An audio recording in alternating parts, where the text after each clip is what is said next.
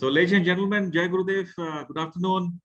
Welcome to the Leadership Wisdom CEO Talk series of Faculty of Management Studies, Sri Sri University.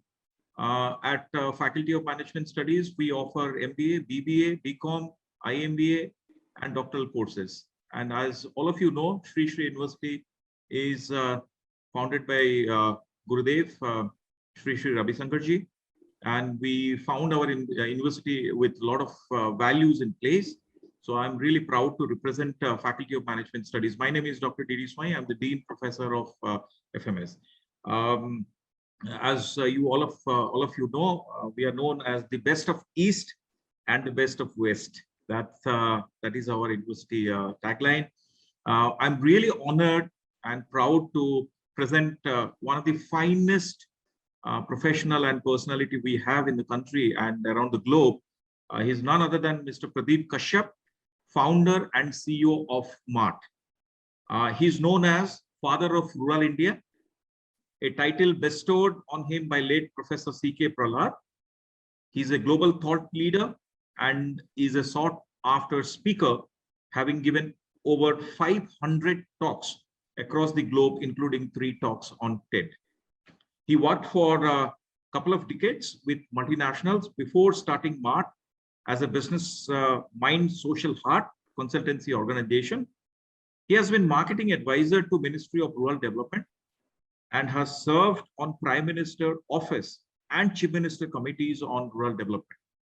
He is a World Bank and United Nations consultant and member of Advisory Committee of Reserve Bank of India and National Bank for Agriculture and Rural Development. He has advised dozens of multinational companies such as Pepsi, General Electric, Philips, Intel, and the list goes on. He has authored more definitive rural marketing book, a standard text, which all of us know, at premier MBA institutes. He has given talks at Keynes Lion 2008 in France, University of Cambridge, and London Business School, UK, and University of Illinois, Chicago, US as well. He has created world-famous Project Sakti with Hindustan Unilever, a case study at Harvard, and we all marketing faculties teach that, to appoint 60,000 poor women as company dealers. Quite an revolutionary idea. He has pioneered many sustainable businesses and marketing models, such as inclusive marketing, public-private community partnerships, and last mile distribution models with Colgate, Tata Steel, Novartis, etc. He has helped generate additional income for 2 lakh poor women by reaching their produce to bigger markets. If I will talk about just a few awards, Lifetime Achievement Award 2013 by Rural Marketing Association of India, Distinguished Alumnus Award 2014 from his alma mater BITS Pilani, Jamanlal Bajaj Award 1991 for outstanding contribution to rural development. So, ladies and gentlemen, please join me in welcoming Mr. Pradeep Kashyap, founder and CEO of MART. Sir, over to you, sir. Thank you very much, Dr. Swan, for that very elaborate introduction. I'm delighted to be here with young minds. I just love interacting with young students, and I see there is some faculty also. So I will, I'll try and divide my talk into 2 parts. The first part will be talking about the importance of rural markets and the historical evolution of rural markets. So I'll just give you a snapshot because the rural markets have evolved over the last 30 years, and I have just about 30 minutes to cover all of that. So I will give you only a snapshot. And the second part of my talk will be on lessons learned during my 50 years corporate career. I've had a very long corporate career, which I retired just a couple of years ago. So let me first start with a question on the rural markets. Why are rural markets or rural India important to us? The first thing is that from where does all our food come? All our food comes obviously from rural India. Okay. Where does all the raw material for our clothes come? So cotton, silk, wool, except for synthetic, all raw material for clothes also comes from rural India. And where does all our building material come from? So you would have seen all the brick kilns on the way when you're driving on the highway near villages. You'll see lime deposits and then making cement out of it. And then, of course, iron ore makes steel. So all the building material also comes from rural India. So in short, what I'm trying to say is that the roti, kapda, makan comes from rural India. Without rural India, we would all be dead. And that's why I have always championed the cause of the rural population, because without them, we could not survive a day.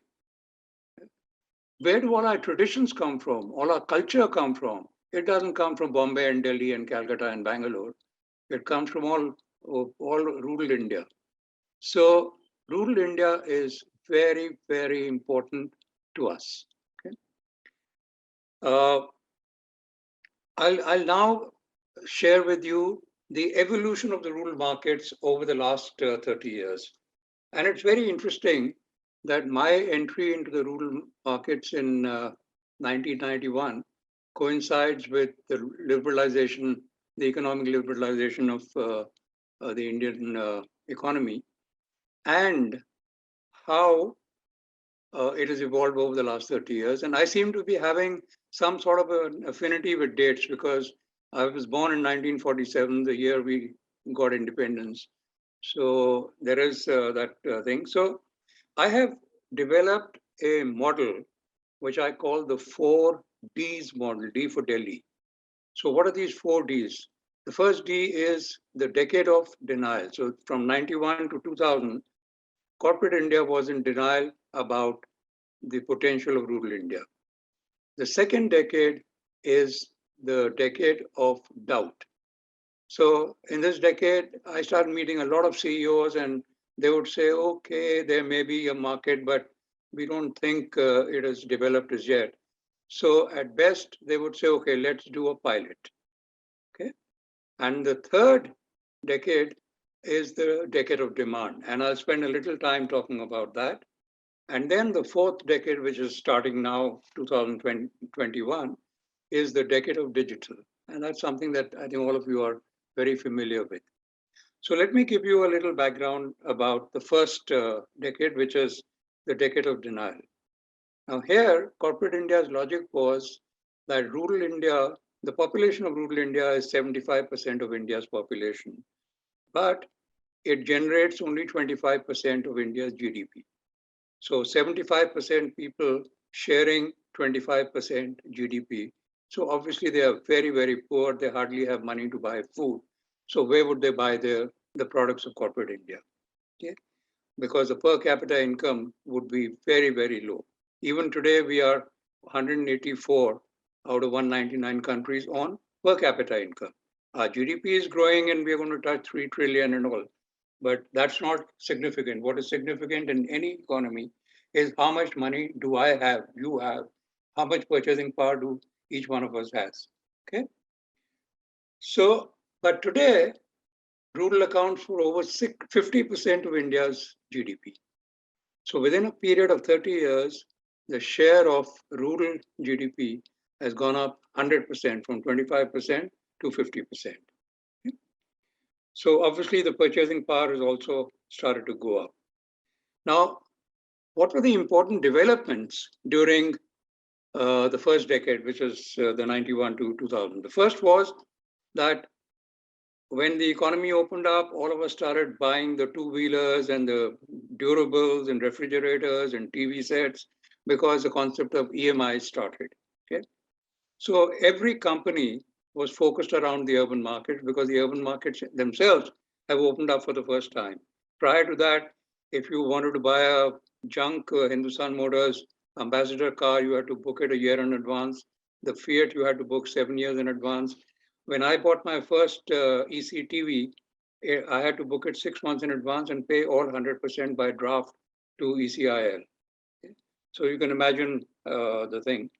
But there were a lot of positives that happened during this first decade, and that is what has then led to some opening up of the economy and some demand.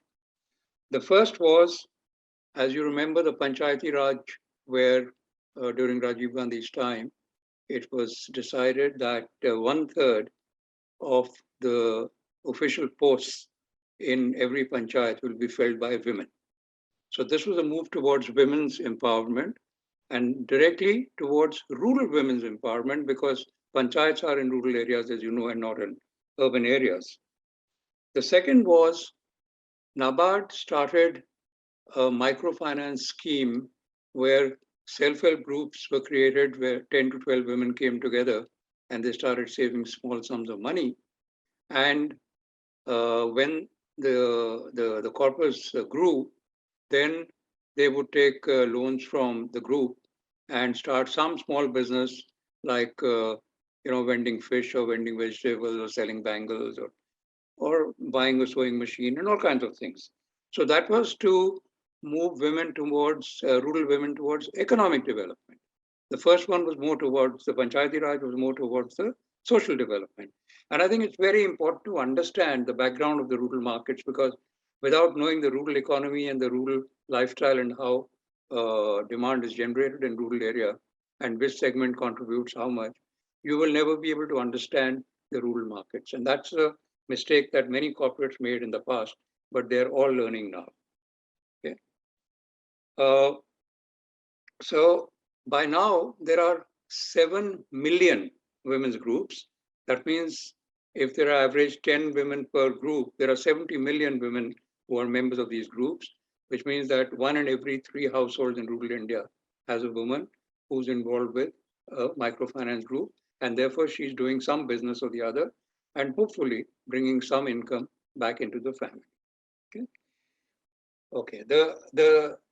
The second decade, as I mentioned, was the decade of doubt. Now here, corporate India, when I approached them, they would say, okay, let's consider doing one pilot in one district. And if you can show to us that there is money to be made in rural India, we will then go there. Now that was a chicken and egg situation, because unless you invest, you cannot reap benefits. So you have to develop markets. That's the way marketing has always happened in the world. You come out with a new product and then you go around promoting it, developing it, and then you generate demand.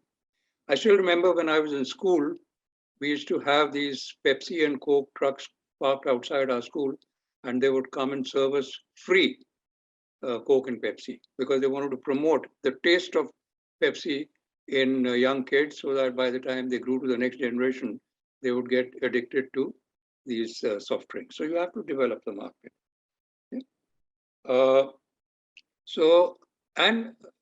Corporate India is still very skeptical that there is no purchasing power, so who's going to buy our thing?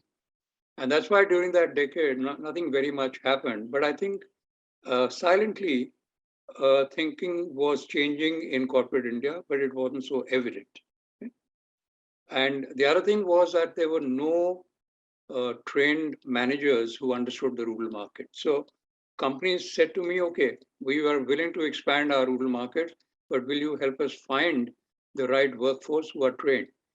That led me to meet directors of MBA institutes. And I'll tell you, within that decade, I met over 75 directors to convince them that we should introduce a course on rural marketing, even if it is an elective, right? And then the next challenge came, where the director said, okay, we are willing to consider starting a course on rural marketing, but where is the standard textbook? Because there is no Philip Kotler who can write a book on India's rural markets. So that was the next challenge, which I then fulfilled in the subsequent decade. But I'm just giving you the background. Okay? So that was really during the second decade that I wrote that textbook, during the decade of doubt. What were the important developments that were happening during this period? Okay. The women's literacy rate, particularly rural women's literacy rate, grew much faster than urban literacy rate. So rural literacy rate grew by 11.8%, whereas the urban literacy rate grew only by 6.9%. So this is leading to higher literacy rates amongst women. Women are coming out because of Panchayati Raj. Women are taking up economic activities because of the self-help groups. So you see how things are falling in place for the markets to evolve and develop. Okay. The second development was when the global meltdown happened in 2008 and all these big financial firms globally collapsed. Then the government of India introduced the NREGA program, which was a safety net for the rural poor. Okay, so that would give some income into their hands because they would dig wells or they would make some check dams or whatever they did. And the whole idea was that there should be some spending so that the wheels of the economy keep turning. Okay? And interestingly, during this decade, for the first time in the history of modern India, the migration from rural to urban slowed down. Because now rural people started finding some small businesses in their own villages, right? And there are other factors which also I'll talk about. And during this decade, NABARD, which is the nodal agency for rural development in the country, they introduced what is called the Kisan Credit Card, the KCC. The KCC works this way. It's a passbook. It's called a card. It's not a plastic card. It's like an old passbook. Some of us who've used a paper passbook, bank passbook. And NABARD would fix the loan limits for every farmer based on his land holding and the kind of crop he grew.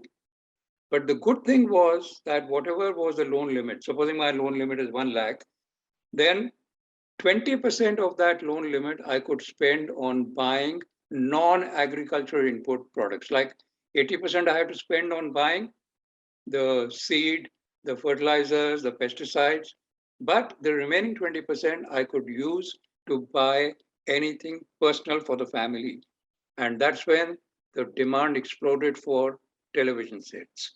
Okay, there were less than 40 million television sets in rural India, but after this explosion, there are more than 60 million television sets. So the two-wheeler, the durable companies did exceptionally well during that period. Okay, so you see how the markets are evolving. Now we come to the decade of demand. Now here,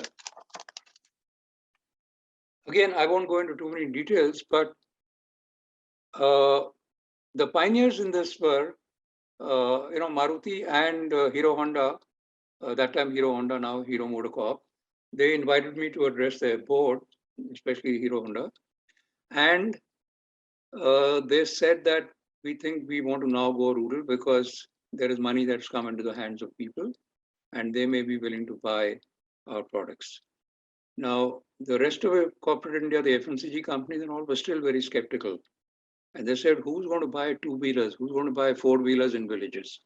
And you know, today, 40% of Maruti cars, Maruti vehicles, not cars, total Maruti vehicles, including SUVs and others, are now sold in the villages of India, not in urban India. Villages of India, 40%. And 50% of Hero motorbikes are sold in the villages of India, not in urban India. So you get an idea of how the market is now developed. What has happened during this period is, see, the challenge always used to be, the challenge in rural used to be getting your product across to the consumer.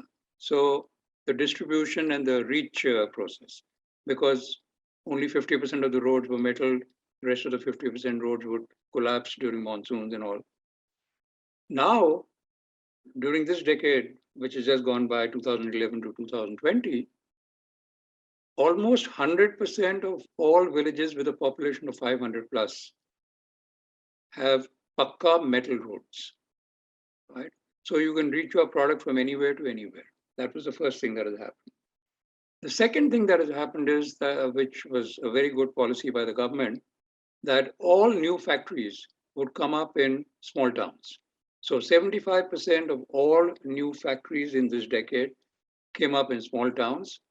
And the labor, the factory labor, all came from 100, 200 surrounding villages. So we evolved a hub and spoke model. So the hub is a small town and the workforce comes from 100 odd surrounding villages. And that's how the permanent salary system became more prevalent in rural India. Earlier, almost everybody was self-employed. So you were either into farming, or you were a weaver, or you were making carpets, or you were making handicrafts, right? Or you were rolling beedies as women, whatever. So today, you'll be surprised that almost 42 million people in rural India are on a salaried job. Whereas in urban, it is 58 million, which is to be expected because most of us in urban areas are salaried people. We are not entrepreneurs and we are not running our own businesses. But in rural India, that's where it was. But 42 million is a very big number, which has been achieved in the last decade and a half or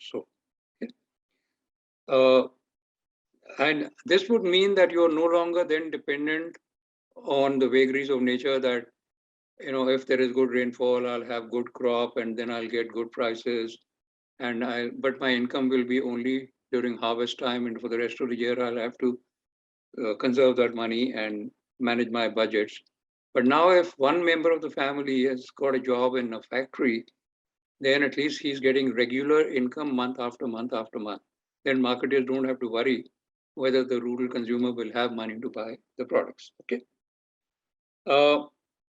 The other thing that has happened is that the per capita income in rural now is almost 75% of the per capita income in urban. Whereas earlier I was telling you it was only 25% and 50%. Now it's about 75% of the urban income. Okay.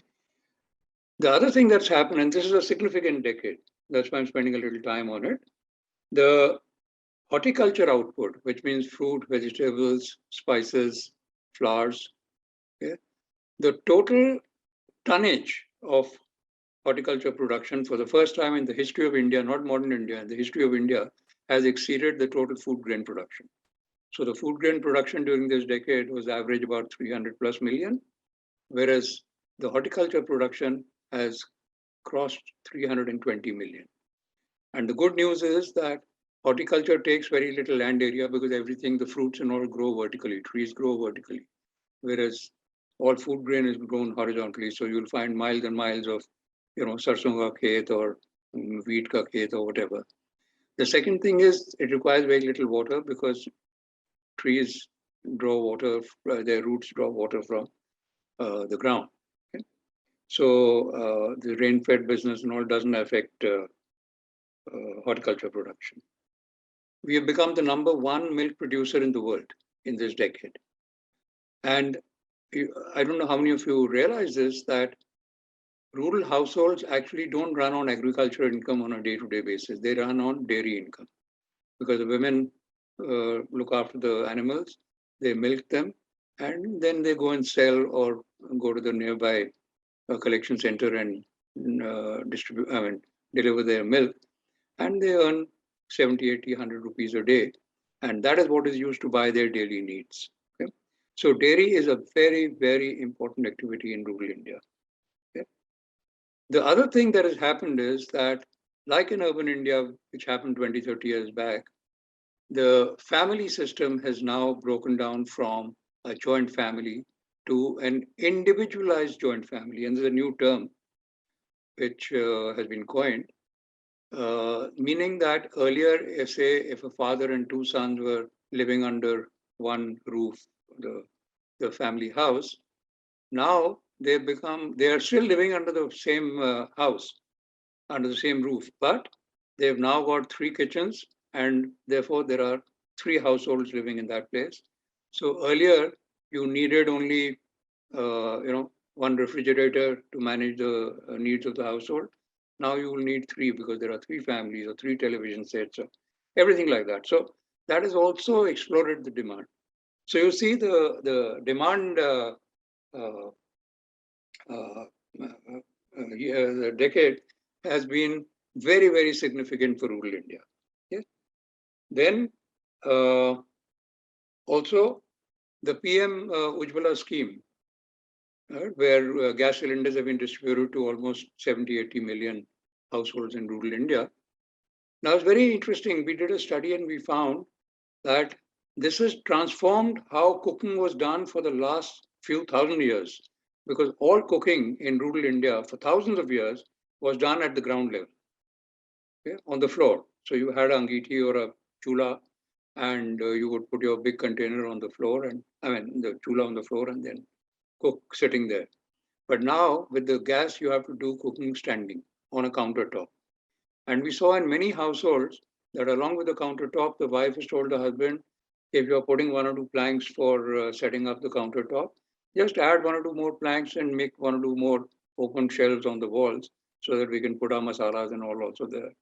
So the first evolution of a new kind of kitchen has started coming up in rural India also, right? Which is what you and I today have in our houses. Okay. And then the last decade is the decade of, the current decade is the current of a decade of digital. Okay. Now, and why digital and the new consumer? So what is happening is that there are already 300 million net users in rural India, 300 million. Okay.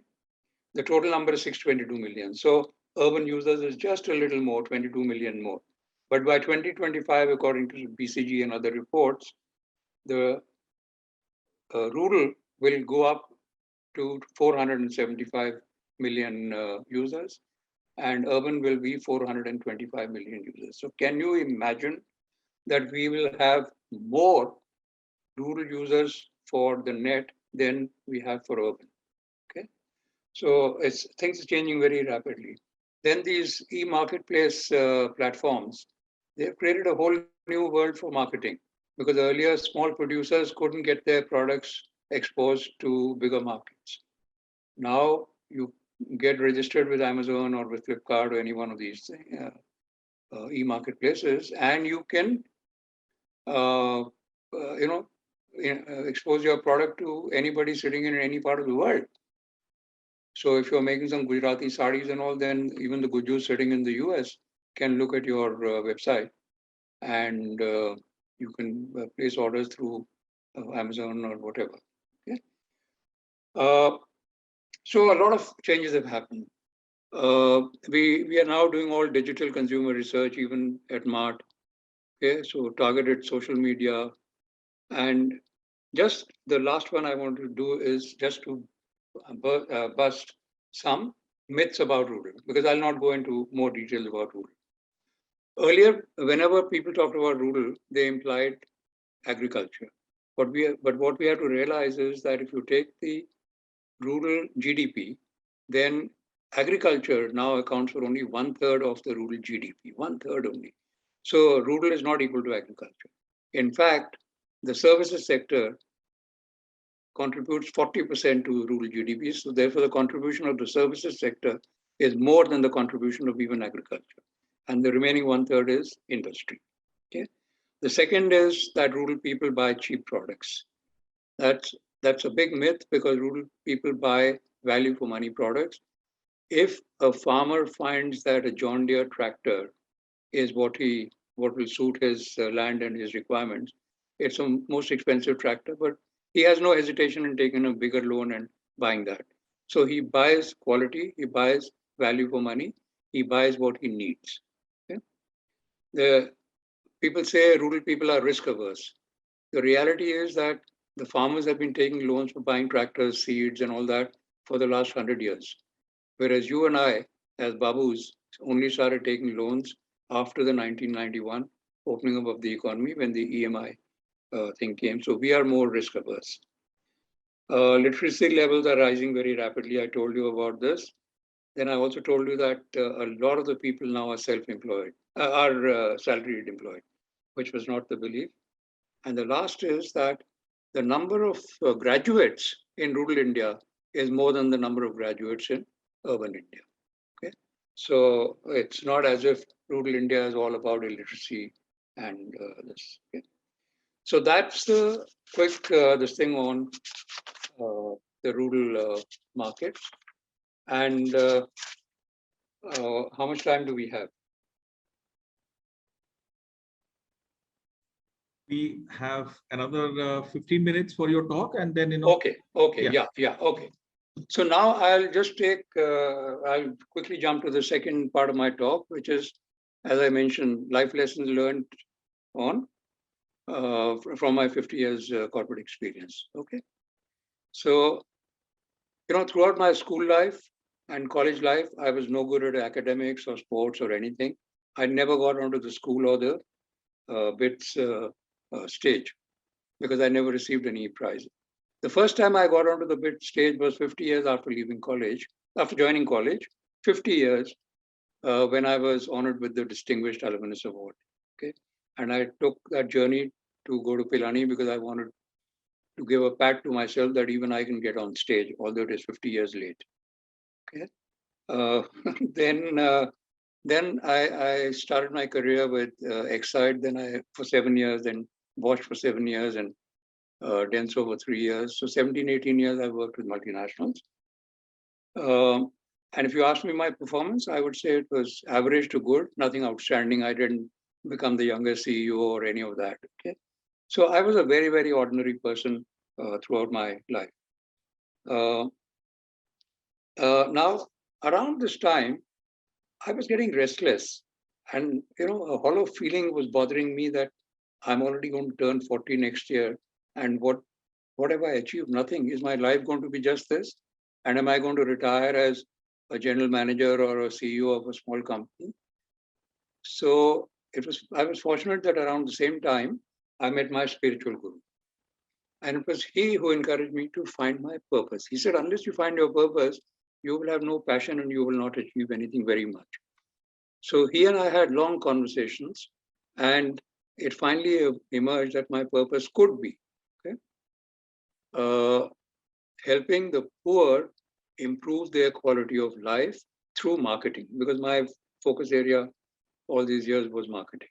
Okay? And so the year I turned 40, without waiting long, but with the blessings of my guru and the support of my wife, I decided to opt out of the corporate sector and go and work in the villages of India. Okay? And it was, I think, perhaps the most major decision I took in my life after choosing my life partner. It was definitely the most difficult decision, because once I resigned from a multinational job, the big fat salary gone, all the perks, the car, the driver, the air conditioner, the this and that, everything gone. And more importantly, not knowing from where the next income is going to come. Okay? But I said, I cannot end my life not doing anything significant.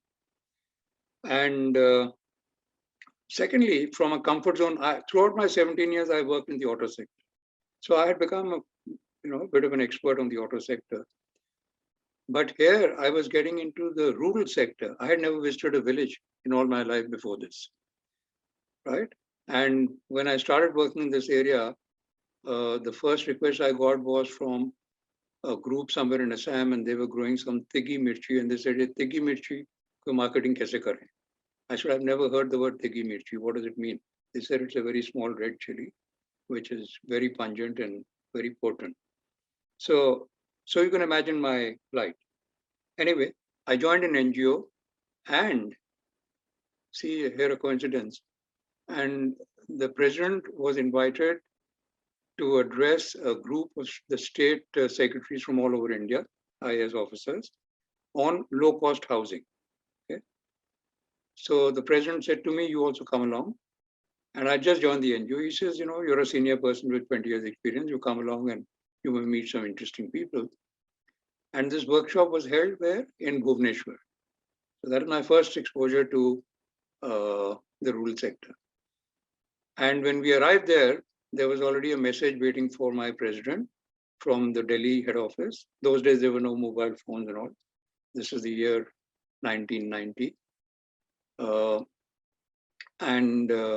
message was that the proposal that you had given to the World Bank team is coming to Delhi tomorrow morning, and they want to discuss this with you. So he had to get on to the next flight back to Delhi.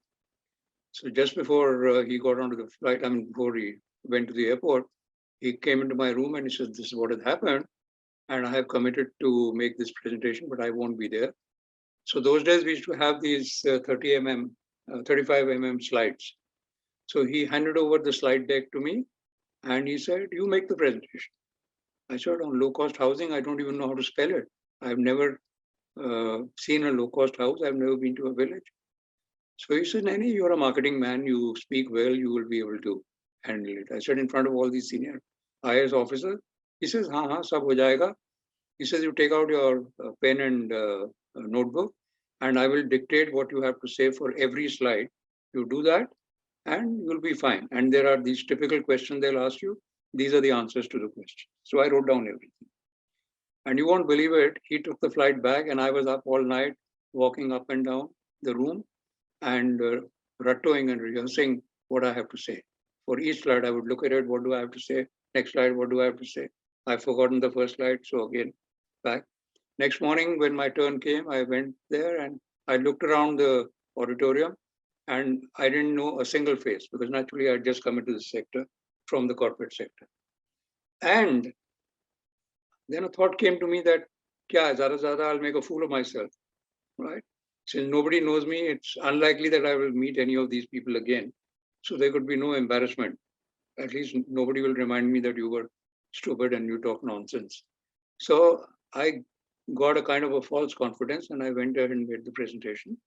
During the tea break, the Joint Secretary, Ministry of Rural Development from Government of India, he was there. He walked up to me and he says, "Mr. Kashyap, that was a brilliant presentation." So I said, "Ye to tang khich raha hai. It's best that I come out clean." So I told him, I said, "Sir, I don't know anything about the subject. This is what was the background. So, so I've just vomited out what Ashok Khosla, the president, told me." So he says, "Acha, so what is your specialization?" I said, "My specialization is marketing." He said, "Oh my God, we have been looking for a marketing advisor in the ministry for so many years and we've not found anybody appropriate. We want somebody from the private sector." So he says, "Would you be interested?" I said, "Of course." So the next morning we were back in the flight. When we were back in the flight, he told me, "You come to my office, I'll introduce you to the Secretary, Government of India, and we will make an offer to you." And they made me an offer. And I was delighted that suddenly I'm going to be sitting at the country level and understanding all the macro issues of poverty and what the states are doing and what needs to be done. I'll get a chance to attend the best workshops. I'll be invited to join committees, and all that. So I said, "Fine." They said, "There's only one hitch." So I said, "What is that?" They said, "Whatever was your last drawn corporate salary, which you have told us, we will be able to offer you only 20% of that." So I said, 20%? I have a family. I have my children who go to school and they're going to expensive schools. I have to pay their school fees, and all that. And I told you I had no income otherwise. So they said, "But as per government rules, this is what we can pay." So I thought about it and I said, "Okay, I accept it," because I said, I'll learn so much and maybe I'll make a sacrifice for a year or two. And that's exactly what happened. Now, if I had not taken that offer, the rest of my story of becoming the father of rural marketing and writing a book and blah, blah, blah, nothing would have happened. So the first lesson that I want to share with you and leave with you is nothing ventured, nothing gained. If you don't show the courage to venture into an unknown territory, you are unlikely to do very well in life. So you must have the courage. So nothing ventured, nothing gained. That was the first thing. The second lesson I learned was that some of us are late bloomers because I was already 40 and I had achieved nothing. But at 40, I did find my purpose. So the message I want to leave with each one of you is that don't worry, you will find your purpose, right? Don't give up and say that my life is over. Abhi to aise hi chalega, I won't be able to achieve anything. People have found their purpose at different stages in their lives. So that's the second lesson I learned. The third lesson I learned is that sometimes in life, you have to lose temporarily to win permanently. This is what happened to me, that the government of India offered me only 20% of my last salary. So I had to lose temporarily, but I gained permanently. How? Whatever consultancy they were giving me per day, by the end of my career, I was charging 1,000 times, not 10 times, not 100 times, 1,000 times of what they had offered. And that was only because they said, oh, he has been the marketing advisor to the government of India, so he must be very good, he must be very expensive. So my point is that sometimes in life, we may have to lose, and we should be prepared to lose temporarily if we can see long-term gains. The trouble is that even when we change our jobs, we say, unless I get a 25% hike or a 50% hike, I will not take it up. But the long-term gains may be better. The new sector may be opening up, right? So you have to keep that in mind. Okay, I now quickly come to the genesis of MART. So during these 2 years as the advisor to the Ministry of Rural Development, I got the opportunity to travel the length and breadth of the country, right? Because I could go to any state, to any district and see what is happening and then guide them and advise them on marketing. Now, during this travel, I came across abject poverty. And I told you that I had never been to a village and I come from a well-to-do family. So I had never seen people going hungry or, stunted and not developed mentally or physically. So I was very disturbed and very moved. And I said to myself, I have to do something. So that's when I decided that I need to start my own organization and grow it so that we can help more and more people. Okay. But I said, what should be the kind of organization I start? So I looked at different forms of organizations, so the private sector, the government sector, the NGO sector, okay, and even the institution of marriage. So I said, these are the different kinds of institutions which one can use. But I want to create an institution where people will have lifelong belonging. And that's why I chose the family values format. So that's why MART is based on family values. And I've always said that even if you resign from MART or leave MART, you may leave MART, but you don't leave the MART family. It's like if you're in Bhubaneswar and you get a job in Bangalore, you're not abandoning your family or you're not giving up your family. It's just that you're moving there for some time, but you always return to your family. All NRIs and all every year or 2 years, they're back to India to meet their old parents or family, right? So that was the first thing. The second was, since I had seen the impersonal, what's in it for me, selfish culture of multinationals, I was determined that my organization would offer lifelong belonging, which I've already told you, and self-giving, not give me. See, in corporate life, we only think, will I get the next work? Will I get a driver? Will I get another air conditioner? And we're all the time thinking about gains for ourselves. But my whole thing was that if you want to work with the poor, we have to think about them and not about us. Okay. And okay, so that's how the thing was. So we have no designations. We have lifelong belonging, total transparency in what we do. Okay. Caring, and the CEO is more than the head of the head of the family, that is me, is more than the CEO of a company. Because whenever somebody in our group, some youngster was getting married, he would come and share the photograph and the background of the girl he was looking at and seek my advice or my wife's advice that is this the right match. And also we were going much beyond the CEO's role. Okay? So the other thing was that I saw that there were only social organizations which were the do-gooders who would have a jhola and go around, but they were not effective because they were not qualified. Okay. On the other hand, you had the private sector, which was only interested in exploiting the rural areas. That do people have money to buy? I'll snatch the money from them and give them my Cokes and Pepsis and Uncle Chips and all that. Okay.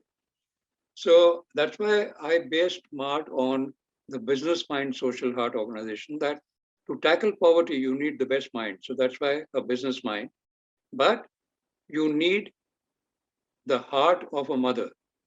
Okay? who really cares for our children. So the same way we have to care for the poor who are like our children. Yeah. That's why a social heart. So business mind, social heart. That's the whole philosophy of this. I have given a TED talk on MART, which is called Creating an Endearing Organization. Okay? And you could watch it on YouTube. It's an 18-minute talk, which gives you much more details of the philosophy of MART. Okay. Okay. And, we have grown the market, and we are today, we've got some of the best clients in the country. And I say sometimes that our client list is no less than the big four consulting organizations. And this has happened despite the fact that we don't have a single MBA from the top 20 campuses in India. I am just an engineer, I'm not even an MBA. Okay. But the lesson to be learned here is that when you work with passion for a higher purpose, our purpose is for the poor, not for our gains, right? Then even ordinary people with humble backgrounds like us can achieve extraordinary results. And that's why today, MART, without any boasting, MART is a globally known name, because you go to campuses around the US and you'll sometimes hear our name. So I just want to encourage you that don't worry about the big people or the big companies. If you're doing good work, it will be recognized and you will get rewarded, right? But do it with the right heart and do it with the right motivation. Okay? So that's the fourth lesson. The fifth lesson I want to share is that, when I was traversing rural India, I came across these footpath markets, and Odisha has a lot of these hearts or weekly markets. Yeah? And when I came back from my travels, I talked to the Ministry of Rural Development senior people, including NABARD, and I said, why can't we use them for marketing of products made by our producers, the rural producers? Because the quality is similar, the prices are similar. These hearts are held in rural areas. The buyers are from rural areas. So they said, oh, hearts mein kuch dam nahi hai. There are 10, 15 stalls that come up on the floor, and there's nothing. I said, I've seen stalls which have 800, 900 stalls.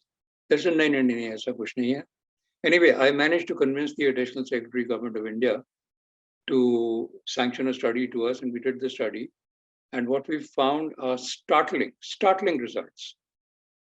25% of all economic activity in rural India, that means all consumption that happens in rural India, 25% of that is channeled through these hearts. And the Ministry of Rural Development and NABARD had dismissed hearts. Okay? They have set up mandis, but they have ignored hearts, saying that heart does floor pe stall lagte hain, kuch nahi hai. Okay. Then once the report findings came out, I went around all over India to the Reserve Bank, to NABARD, to various government institutions, including the Census of India, who didn't even have a census of hearts. And single-handedly, I am very happy to inform you that the census has introduced the noting of hearts in their census study. Okay, so the lesson here is that even a single person can move bureaucratic mountains. Yeah? Because these were big bureaucracies who would just not listen to you, but I was at it, I didn't give up. Yeah? Okay, the next one is very quickly, when Unilever approached us and they said, we want to work with in rural India, and we are reaching only up to the 2,000 population villages. We don't have a business model for the smaller villages, and we understand that you have good knowledge. So we said, yeah, we can work with self-help groups, and we can create a good model, and self-help groups are available all over the country. So it's not as if you do a pilot in one place, and then when you want to scale up, you won't have that platform. So here you have the platform. So that's how we got into Project Shakti. Okay. And at that time, my friends in the social sector and in the corporate sector, they tried hard to dissuade me. They said, "Arey Pradeep, you're doing such good work in the country, and why are you now wasting your time playing with this toy about Project Shakti? There is no future in this. This is only a toy, nothing more." So I said, the first thing is what I'd said to you right in the beginning: nothing ventured, nothing gained. So I said to my friend, I said, nothing ventured, nothing gained. Agar karenge, fail ho jayenge, that's the worst. Okay. But that's not the end of my life. Fail ho jayenge, we'll learn something, we'll get up and we'll try again. But instead of that, we succeeded the very first time. So the point I want to make here is that pioneers are always ridiculed. Okay. And pioneers have always got to find their own path because they're pioneers. They're coming on any path for the first time. Right? So don't get discouraged, because human nature is we want to all remain in our comfort zone. So the minute you talk something beyond the comfort zone, the response from everybody will be, "Arey isko chodo, ye ho hi nahi sakta, isko bhul jao." Okay. And the other thing is,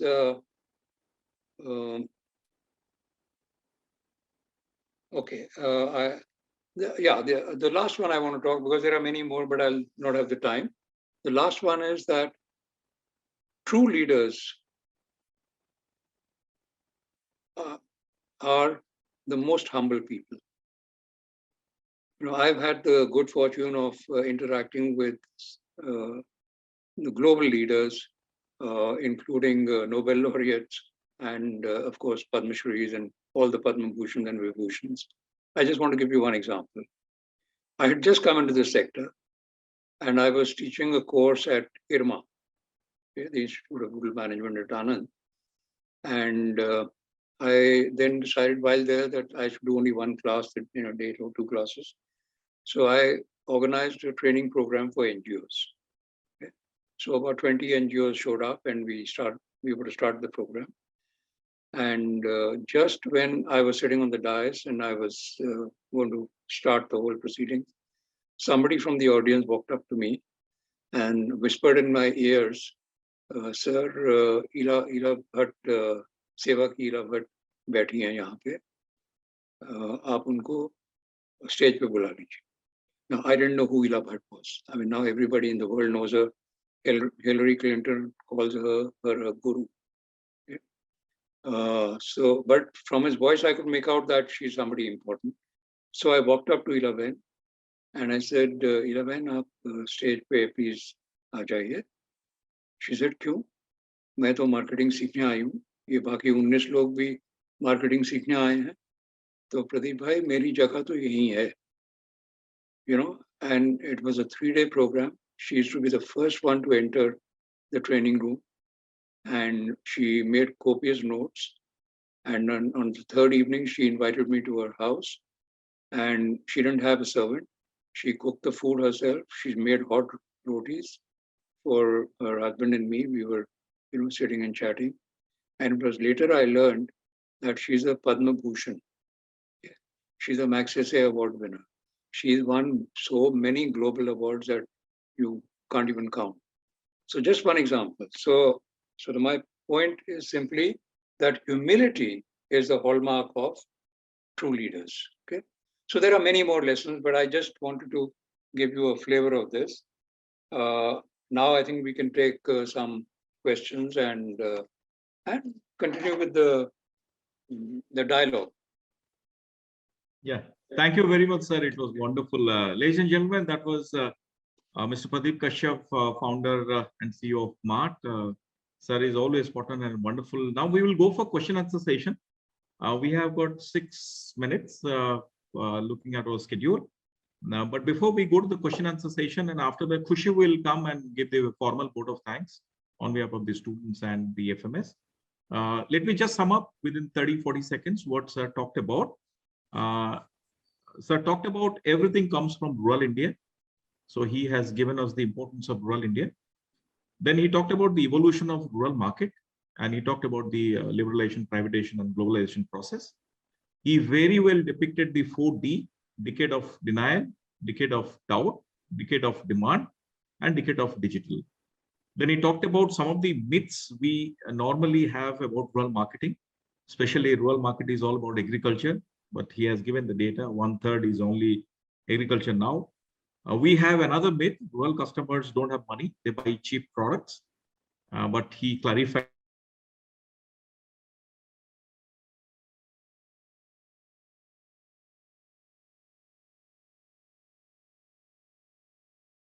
Then Sir talked about his journey as a corporate leader to an entrepreneur. And then he shared 5 lessons: courage, don't give up, you will find your purpose. Third, in life, sometimes you lose temporarily to gain in long term. Fourth, do your work with your right heart, you'll get the results. And finally, he talked about even a single person can move mountains. And the last thing which he narrated is true leaders are most humble people. So that's what is the summary of his talks. Sir, I have received some of the questions from our students. So I'm trying to make 2-3 questions in particular. So one of our students asked 2 qualities I need to prepare my career in rural marketing. Sorry, just repeat that. 2 qualities I need to prepare for my career in rural marketing. Okay. The first quality is to accept that I know nothing about rural India. See, what happens is that we go with our bookish knowledge and we start telling the rural artisans or the rural poor, aise karo, waise karo, right? And we don't have any practical experience. So remember one thing, that rural life is very, very different from urban life. And our compass or our yardstick is urban life. That's where we have grown up. So that's the first thing. The second thing is, don't go with a feeling of arrogance that, I come from the richer part of the country and I have been educated. I have an MBA from Sri Sri University. So, I am superior. I will tell you, rural people in their knowledge are far, far superior to us. And why do I say that? In fact, I always tease my wife that if you go to a rural area and if I bring a rural woman here, I will quickly tell her that ye button ko aise dabao to light on ho jayega, usko dabao to band ho jayega. But when your turn comes early in the morning to milk the animal, you wouldn't know where to look. So rural people make their life by, sheer difficulties. They have to know about agriculture. They have to know about animal husbandry. They have to know about children's sickness, because the nearest hospital will be miles away. So the first grandmother's remedy or whatever has to be done locally. Whereas in urban India, the minute our children fall sick, we'll ring up the pediatrician. This is what is happening. What should I do? So we are pen pushers, believe you me, and take it as a firm belief. I have worked with many MBAs over the last 40, 50 years. We are pen pushers. Ab hamara pen hata do, we are worth nothing. So these are the 2 qualities that and I'm talking from practice. Theoretically, I can give you a list which will look very impressive. Okay, yeah. The second question I got is, one student is asking, earlier I was planning for job, but now I'm so impressed with your journey. I want to start my own startup. Your advice? Wonderful idea. Because this is the best time. If I were 30, 40 years younger, I would do the same thing. Because you have so much, the ecosystem is so conducive to startups, which was not the case during our time. I didn't take a rupees loan to start Mart or to run Mart, never. It was all self-generated money. So that's why it was a very slow process. Today, you can raise millions in no time. So go ahead. And if you want to look at the sector, I would say the best sector to enter right now is agriculture, because the least amount of technology exposure has been given to agriculture in the past. Thank you, sir. A few more questions. We'll wrap up within another 2-3 minutes. The another question is the consumer psychology in rural markets are difficult to understand for marketers? Yeah, because they're difficult because they're not people like us. So I will understand you and you will understand me because we have similar backgrounds and similar habits. but rural people are different. So the first thing is to go and understand how they live, what makes them tick, what doesn't work for them, what are the social barriers. You know? So once you do that, then you will start understanding them, and you will not have a problem after that. Wonderful, sir. A few more questions, but I will take only one question. One interesting question has come. As you know, management graduates are famous for that. He is asking, if I want to join the movement of MART, then what I need to do? In other words, how to prepare? Just wait. Because, right now after COVID, small businesses, including MART, have gone through a very difficult time. So we have, except for very, very exceptional needs, we are not taking any freshers, or we are not taking any new members in the team as of now. But otherwise, you take rural marketing as an optional course in your program, and that's it. You don't have to prepare very much, because all the learning, first thing will be the unlearning process when you join MART, and then will be the learning process. So that will all happen once you're in MART, not right now.